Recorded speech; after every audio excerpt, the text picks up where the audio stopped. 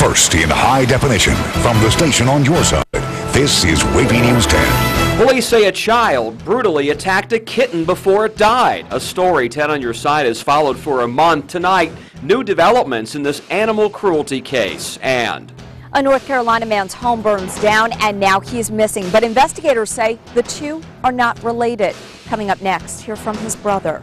Plus, new information about a deadly head-on crash. I was calling about a wreck on Moses Grandy. You'll hear the calls for help. But first, it was a little cooler than we expected today. Keyword there is little. Still a hot one. 10 on your side, Chief Meteorologist Don Slater in the Super Doppler 10 Weather Center. Wow, when that sun came out, look out. Yeah, and that was the trick because the sun hung with us all the morning long and really through about noon. And then, pow, the clouds were gone, sun came out, temperatures heated up. There's no rainfall whatsoever out there right now. Just an outside chance of a stray shower or two this evening, but nothing real widespread. Temperatures right now as hot as they've been all day long. 96, for example, in Norfolk. Most areas into the mid-90s for right now. Now, when we take a look at the heat indices, basically between around 103 to 109, so there's good reason that we've had a heat advisory in effect for today, even with the cloud cover holding the temperature down a little earlier on. Again, you can see how temperatures climbed 85, 86 through noon, and then pow, sun comes out and we hit the 90s. It was supposed to be around 90 degrees by 10, 11 o'clock this morning, and of course we had 95 at 4, 5 o'clock 96. Morning debris clouds held temperatures down. Tomorrow afternoon's temperatures right about where they are today, around 95. Still going to be hot one. Then considerably cooler Thursday and into the weekend. We'll have that forecast in a few minutes. Stay with us. Today, Norfolk's Office to End Homelessness tried to help people on the streets beat the heat. 10 on your side's Walter Hildebrand shows us the relief they received during this summer sizzle. With a shopping cart full of water, Sarah Page Fuller has a long day ahead. We do the whole city. So your downtown outreach doesn't really, it really can just be taking that. Her mission today and that of the Office to End Homelessness is to hand out this water, but there's more to it than that. Today is to keep people from dying from heat stroke. What we'll do is we'll typically we'll stop and chat with them, make sure that they're not experiencing already any signs and symptoms of heat illness. If they are, we actually will engage medical services to come assist them. All right, let's get you some water in you today. Fuller sees some familiar faces and sometimes a few strangers. The one thing in common, all feeling the heat. We'll talk to them about picking shade, getting hydrated, or going inside somewhere nearby. We'll also make sure that everybody that's out there knows about the emergency shelters and the day centers that are open. So you're both veterans. Fuller and others like her search throughout Norfolk, giving help today and offering hope for the future. A reminder, it's going to be hot today, right? Stay hydrated. We don't want for anyone to suffer negative health consequences while they're waiting for the community to assist them in ending their homelessness. And that's one cool thing on a day like today. In Norfolk, Walter Hildebrand, 10 on your side. Remember, go to wavy.com for advice on how to stay safe in this summer heat. 2 different crashes in Isle of Wight County involving tractor trailers. Let's look at what Chopper 10 shows us now. It looked like this morning on 620 on Broadwater Road. State police say a rig carrying 35,000 pounds of organic waste overturned, but no one was hurt. Then this scene in Carrollton, a tractor trailer into a store off Route 17. Chopper 10 shows the damage to the building and the truck. The sheriff's office says that the driver realized he was going the wrong way, tried to turn around, but then hit the building. Suffolk police say a necropsy on a kitten beaten by a 12-year-old boy shows the animal suffered more serious injuries than originally suspected. Now that child faces an upgraded felony animal cruelty charge. Detectives say children were playing with the kitten last month when the 12-year-old threw it against a wall and hit it with a stick. The kitten died less than a week later. A North Carolina man's been missing for a month, and now his family hopes others may have some answers. Daniel Moses disappeared back on June 16th, the same day his house caught fire. But 10 on your side's Melanie Woodrow tells us investigators do not believe the two are related. The puzzling part is a man don't vanish in Rehoboth, North Carolina. Most people don't even know that Rehoboth exists.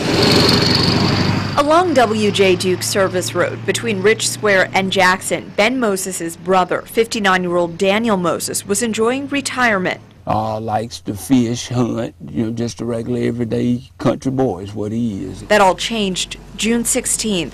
A friend of mine and I sat there in front of the driveway discussing how dry it was. 10 minutes later, Ben saw Daniel's home was on fire. Common sense would tell you not to go in a burning house, but if your brother's in there, you got to do what you can. Ben said the flames were so hot, the fire burned the hair off his arms. He came out without his brother. It is more than heartbreaking. Investigators combed the home, but they couldn't locate Daniel either. Adding to the mystery, both of Daniel's vehicles, including this truck, are still outside of his home. His brother tells me that he would occasionally walk in this direction to go fishing, but that investigators have exhausted their search of the area. Including this nearby pond where Daniel often cast his line. Can't think of anybody that would want to hurt him. I can't think of a soul. I certainly can't.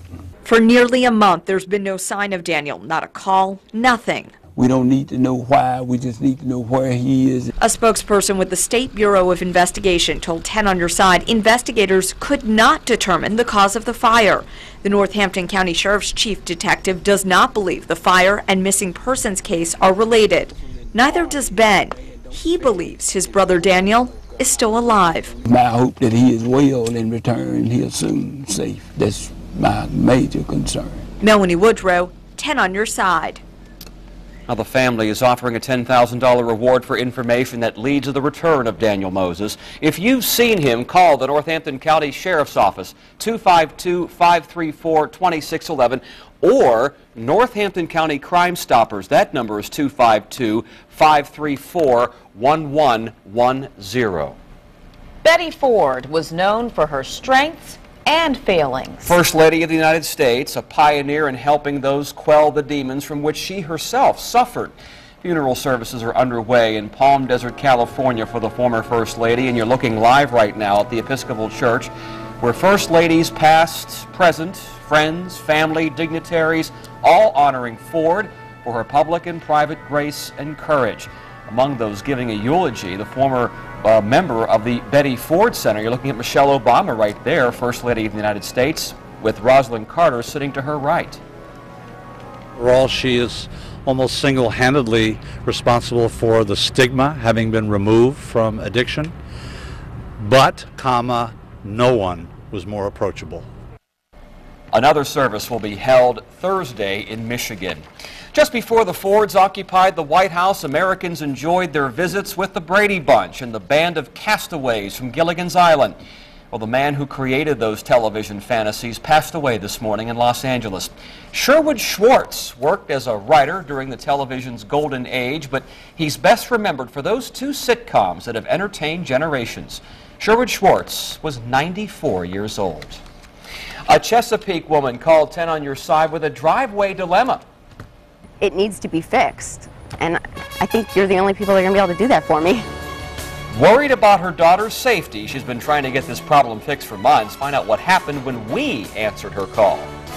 And a police pursuit crash caught on tape. See what happened when officers made the right move to finally stop that driver. Water shot 40 feet in the air and then fell down in a restaurant. Find out what caused this waterworks. You're watching WAVY News 10 at 5 with Tom Shad, Nicole Libas, and Super Doppler 10 Chief Meteorologist Don Slater.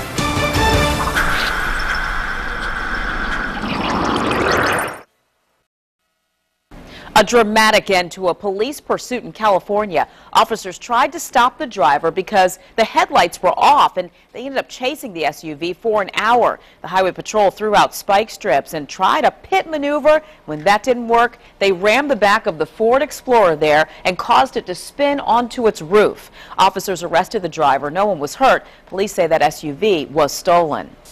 It's even too hot in Oklahoma City for the water pipelines. City officials say water pressure demands are so high, they've had several water main breaks like that one. The 12-inch pipe burst this morning and sent water 40 feet into the air, then down on a restaurant. It took crews several hours to find the correct valve to stop that water.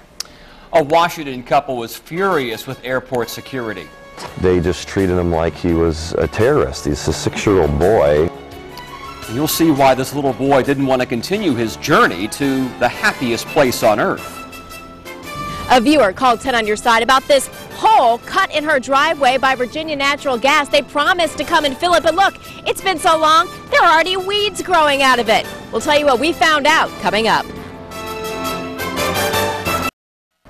We are learning more about a crash in Chesapeake that killed a recent high school graduate and another man. It's through the 911 calls made that day before and after the accident. 18-year-old Jasmine Foreman died in this head-on crash 2 weeks ago on Moses Grandy Trail after police say 64-year-old Dennis Shea drove his SUV the wrong way. Shea also died. 10 on your side's Allie Lucia explains what Shea was doing leading up to the crash and why police were called so many times. Allie?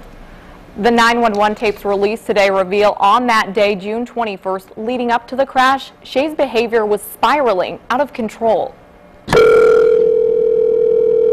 Chesapeake 911. It's an all too familiar sound. On the final day of 64-year-old Dennis Shea's life, the 911 calls keep coming. In all, police responded to the scene of Shea's whereabouts 4 separate occasions. I was calling about a wreck on Moses Grandy. The first call, 10:44 in the morning, from Applebee's in Chesapeake off Portsmouth Boulevard. Shea was banned from the property and, according to police reports, made threats to kill employees the night before and that morning. After being asked to leave Applebee's, that's when Shea came here to Maryview Medical Center to visit his sick mother. And that's when police were called for a second time that day. Then the third call. And he keeps talking about God and that God says that he is the chosen one and that him is married. I mean, he's completely out of his mind. Later that afternoon, police were dispatched to his home after his own daughter called 911. My dad he has a gun in the house, and he stated to me in the house that he's going to start shooting. Then, just before this deadly crash, Shea visited this Applebee's on Grassfield Parkway. He didn't act drunk. He's very, rude and outspoken. He asked one of the girls to sit on his lap. According to police reports, he threw a bar stool after being cut off by the manager and left the restaurant swearing, which led to this final call. I had just witnessed a head-on collision. Police were right behind me. But this time the calls were too late. Shea and 18-year-old Jasmine Foreman died at the scene. Now, we did visit Shea's house. His daughter was home but did not have a comment. Also, the toxicology reports in regards to Shea's blood alcohol level will be released in the next 2 to 3 months. Coming up at 6, find out if police think they could have done anything more to prevent this deadly crash. I'm Allie Lucia, 10 on your side. Well, progress always comes with a price, but a Chesapeake woman says that she's paid too much for a Virginia natural gas project that ripped up her driveway. So she called 10 on your side for help, and Stephanie Harris answered her call. Steph? Well, Tom, we all have to deal with inconvenience from time to time, but Melissa Kubicki has been dealing with this rock-filled hole in her driveway for more than 2.5 months, and her patience is running out. She called 10 on your side. It's dangerous and just looks absolutely horrible. This hole in Melissa Kubicki's driveway has been here so long, there's grass growing out of it. And with a 2-year-old and a trike, she sees this as an accident waiting to happen.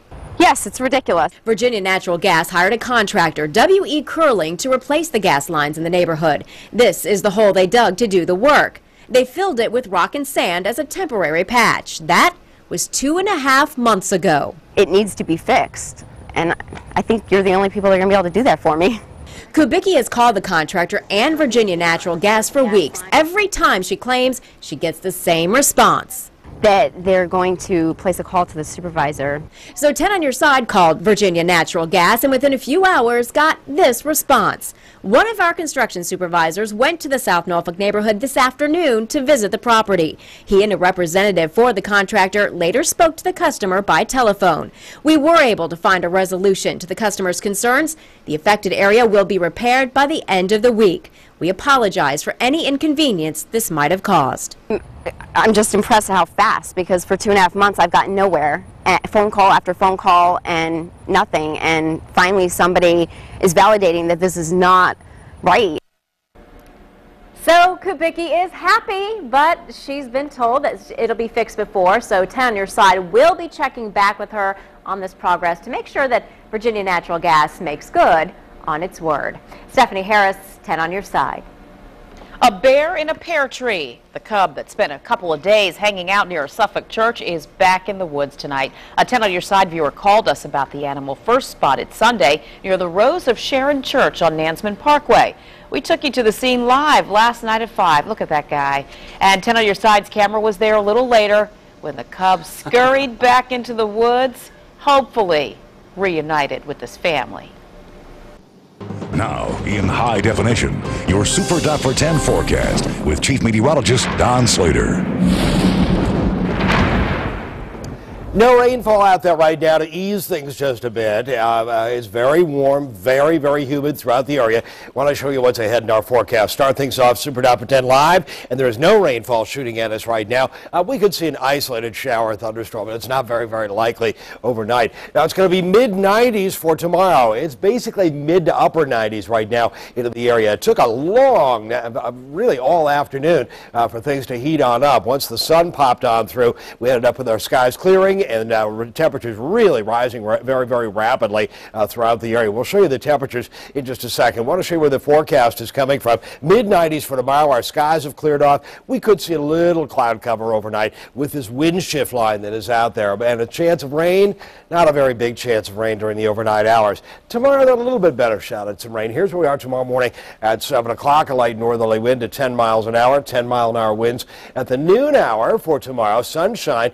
And then at the end of the day, there is that slight chance of rainfall during especially the evening hours, even into midnight. Light northerly wind 5 to 10 miles an hour. A little low pressure area develops along that front, but that cool front will indeed finally cool things off late tomorrow night and certainly during the day on Thursday. Here's where our Thursday morning at 7, 10, 20-mile-an-hour winds, 10-mile-an-hour winds out of the north-northeast at the noon hour, and by the end of the day, more of an easterly breeze at about 10 miles an hour. So again, finally by Thursday, it'll cool back on down a bit. It'll likely be into the mid-80s for Thursday. So again, a little below normal for this time of year. One thing to note, we're going to end up with a general east to southeasterly wind flow into the area coming up beginning on Thursday. That's going to start to push rip currents on up just a bit for the end of the weekend into the weekend. So make sure you watch what's going on with that. And we may even see some minor tidal flooding because it looks like it'll last for a few days with a general easterly wind flow into the area. Temperatures, of course, that's the big story in the immediate forecast. Right now, again, mid-90s. It'll likely be mid-90s for most of us during the day for tomorrow, perhaps upper 90s in a few areas inland. We move on into Thursday, though. Remember that cool front dropping on through, that northeast wind to 10 to 20. It'll hold our temperatures down into the 80s during the day on Thursday. Little thin cloud cover out there, not the kind of cloud cover that we had earlier in the day, which held the temperature down. It's mostly sunny right now, and right now it's about as warm as it's been all day. 96, for example, in Norfolk. A little sea breeze has cooled things off a couple of degrees into Virginia Beach, 97 into Suffolk. So again, very, very warm out there. Temperatures right now well into the 90s throughout most of the area. Heat indices 100, 103, 116 degrees right now. Overnight, it looks like we'll see a few clouds dropping on down only to around 77 during the day tomorrow, 95. Chance of a late day shower or thunderstorm, 85 on Thursday. So again, still a hot day tomorrow around 94. Then temperatures back off into the mid-80s for Thursday and into the weekend. A family says their trip to the place dreams are made of started off like a nightmare. Well, immediately after this happened, my son, I hugged him and he started crying and saying, I don't want to go to Disneyland anymore. Why they filed a complaint about airport security. And the discovery of a woman's body stuns a York County community. What we're learning about her and her untimely death. That's coming up at 5:30.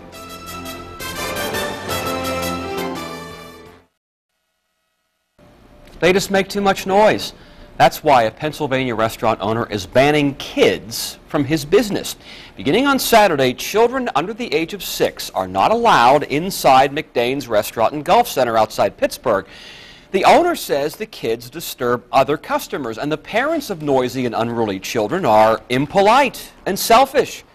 The owner says some repeat customers are offended by this, but others are applauding the new restaurant rule. A Washington State couple filed a complaint against the Transportation Security Administration after their 6-year-old son was singled out for a hand search at SeaTac Airport in Seattle. They took this and then they had to pat me down.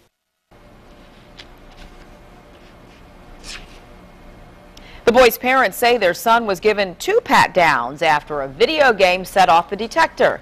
Family was headed to Disneyland. Immediately after this happened, my son, I hugged him and he started crying and saying, I don't want to go to Disneyland anymore. They just treated him like he was a terrorist. He's a 6-year-old boy. We all talked to our kids about improper touching. Somebody shouldn't touch you unless you want to be touched. You know, we didn't have any time to talk to him about what they were really doing.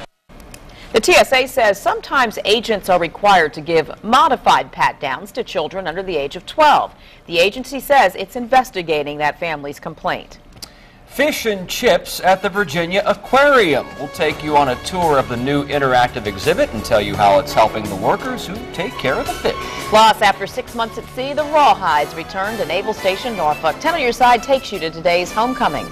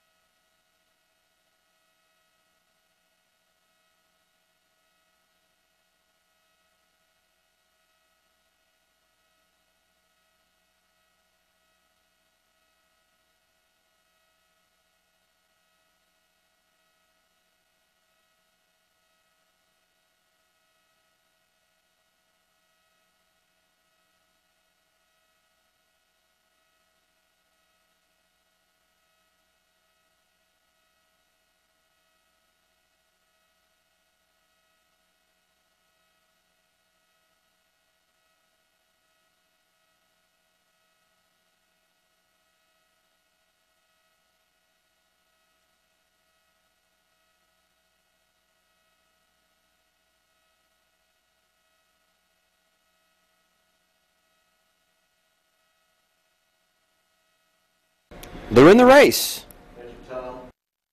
Hi, Matt.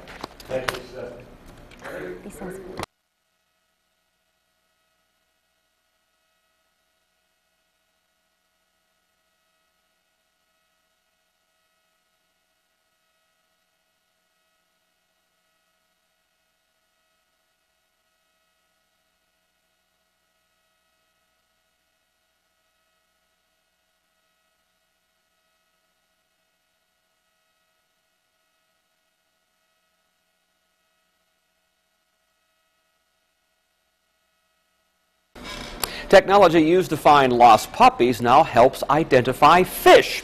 The Fish and Chips exhibit, now open at the Virginia Aquarium and Marine Science Center, uses radio frequency and a simple antenna to sense a microchip in fish, allowing its information to be displayed on a computer screen. The technology also allows aquarists to monitor the overall health of the fish. First time I ever said that word. The Virginia Aquarium and Marine Science Center is the only aquarium in the Western Hemisphere to have such a program. And our program, WAVY News 10 at 5:30, starts right now.